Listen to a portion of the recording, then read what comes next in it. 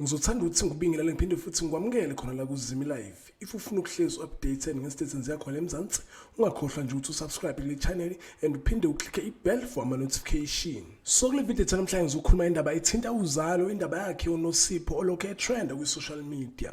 uNosipho kuyatrenda ngenxa ukuthi ukhulelwe ingane ngesiyona yakhe uPastor Gwala.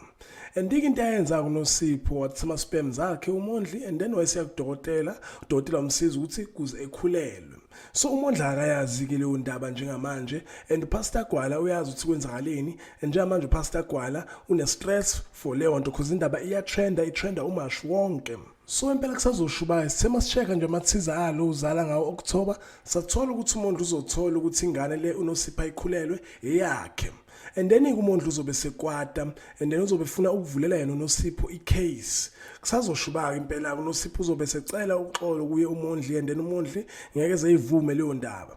And saphinda futhi sachecka sathola ukuthi uPastor Gwala benawo uNosipho, uPastor Gwala uzomxolela uNosipho bazogcina beyabangani.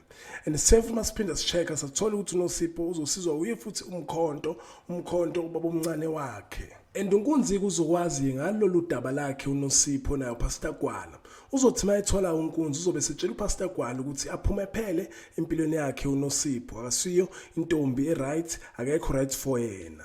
So yiwo amathiza ngawo October nje athinta lolu daba lakhe uNosipho noPastor Gwala naye umondli because la trend kakhulu kwi social media. And then ngizobuya nenye video futhi ngiupdate ngawo amathiza ngawo November ukuthi hle yini ongayilindela ngenzakala ini ezokwenzeka nani. So ngicela ungakhohlwa ukuthi like le video ngifana nje ukuupdate ngalolu daba ngithi ke nje danke ngiyibongela.